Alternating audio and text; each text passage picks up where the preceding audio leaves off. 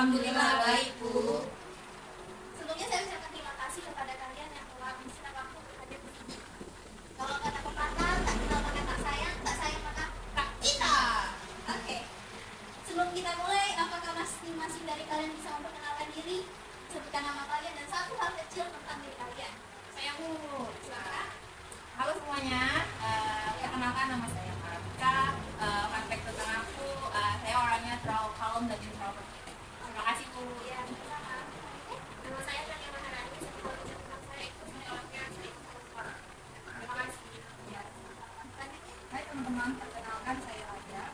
Satu hal kecil tentang saya orangnya oke. Selamat pagi, nama saya Rika. Hal kecil tentang saya tidak terlalu terbuka dengan orang yang bawa saya depan. Salam kenal teman-teman, nama saya Nini. Satu hal kecil tentang saya orang yang saya punya.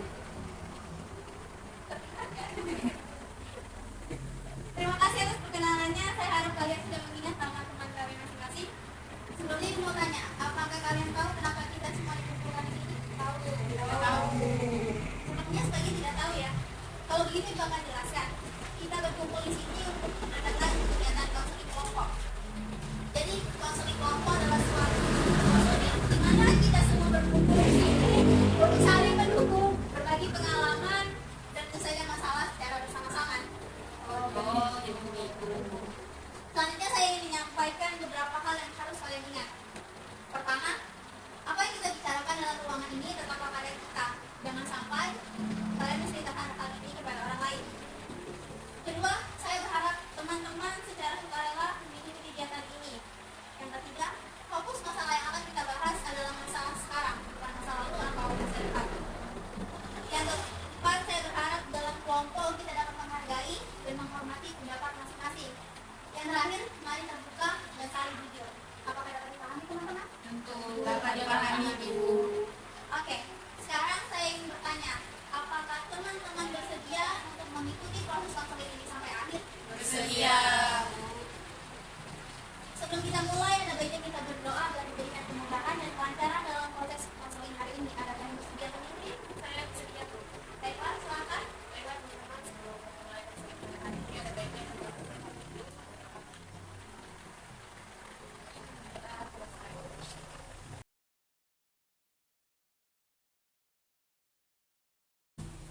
setelah melakukan pertanyaan tadi, bagaimana perasaan kalian sekarang?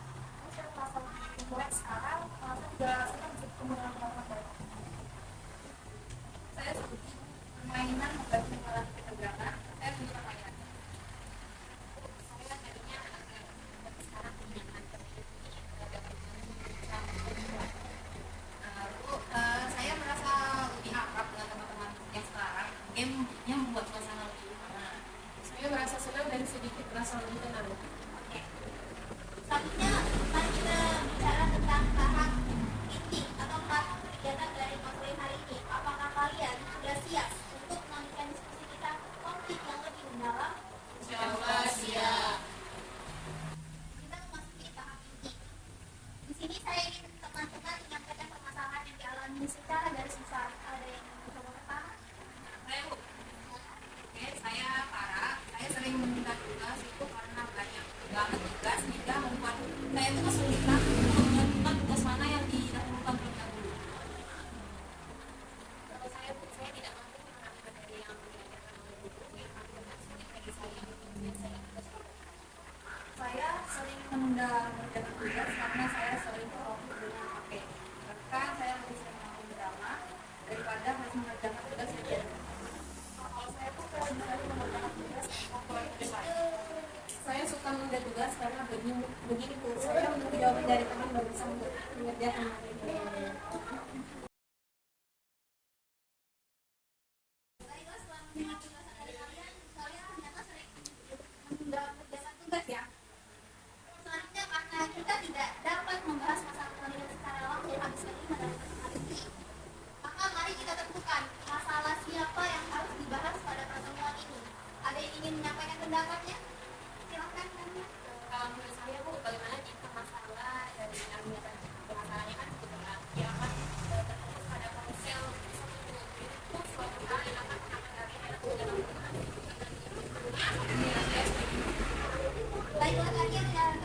membahas masalah Alia terlebih dahulu. Apakah yang lain setuju? Setuju. Tidak. Oke Alia, bisa ceritakan permasalahanmu secara detail? Baik Bu, jadi akhir-akhir ini saya sangat sering menghubung untuk menghadap tugas karena setiap sekali saya berniat untuk mengerjakan tugas, saya selalu bertemu pada HP saya.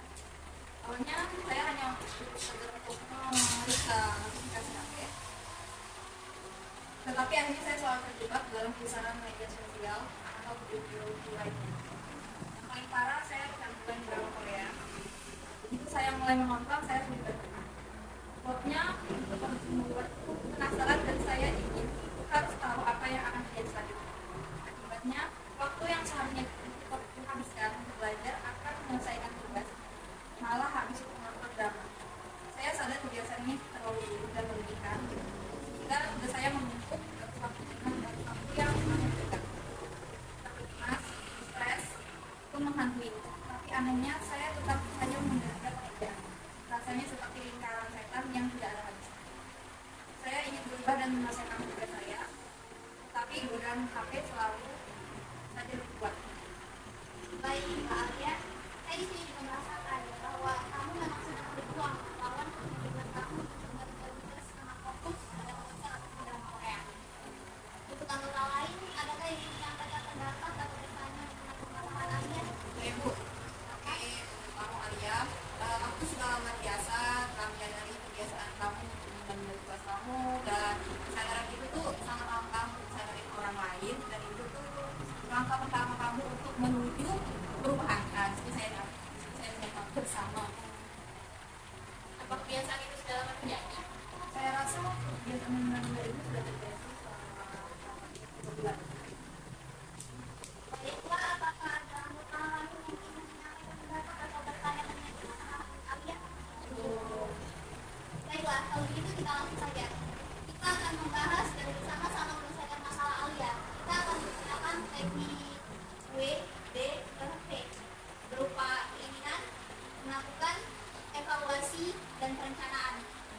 Ibu akan memberikan pertanyaan kepada Alia. Silakan jawab. Apa yang Alia inginkan dari masalah bulan tugas ini? Saya ingin bisa mengatur waktu lebih baik. Saya ingin menyelesaikan tugas tanpa tertekan. Saya juga ingin menikmati waktu luang tanpa ada gangguan antara kantor-kantor. Apakah Alia sudah melakukan sesuatu untuk menyelesaikan masalah tersebut? Saya mencoba membaca jadwal harian dan daftar tugas, tetapi seringkali saya tidak melakukan. Kadang saya mencoba mematikan HP atau mengurangi waktu menonton kantor, tapi saya selalu kembali ke kebiasaan lama. Saya juga pernah mencoba mencari informasi dari luar, seperti melihat video inspiratif atau tulisan buku tersebut, tapi itu hanya bertahan sebentar. Rasanya seperti saya terjebak dalam lingkaran setan yang sulit sekali untuk saya.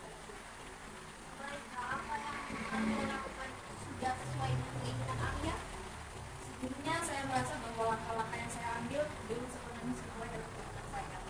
Saya ingin mencoba pendekatan yang lebih sistematis dan konsisten dalam mengelola waktu.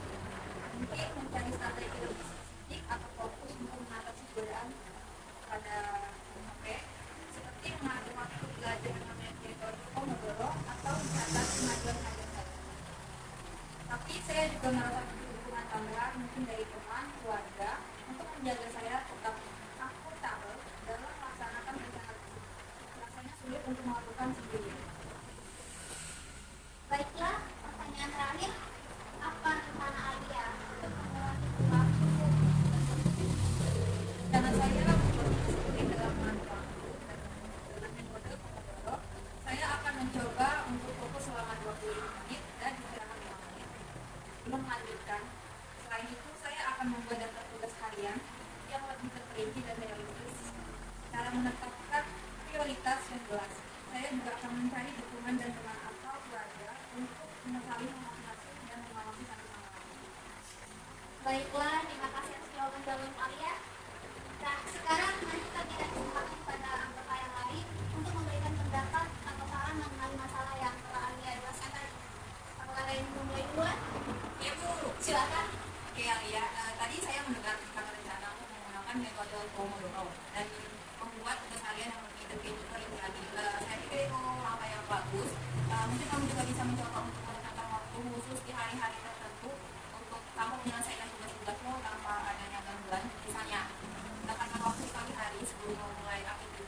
atau di sore hari setelah pulang sekolah. Dengan itu kamu bisa lebih fokus dan efisien dalam menyelesaikan tugas. Saya sih Bu. Kalau saya bahkan saya setuju dengan rencanamu untuk mencari dukungan dari teman atau keluarga.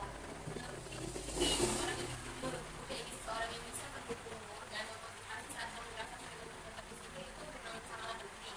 Mungkin kamu bisa mencari teman belajar atau mungkin dukungan di mana kamu bisa saling bertukar pengalaman dan memberikan dukungan satu sama lain.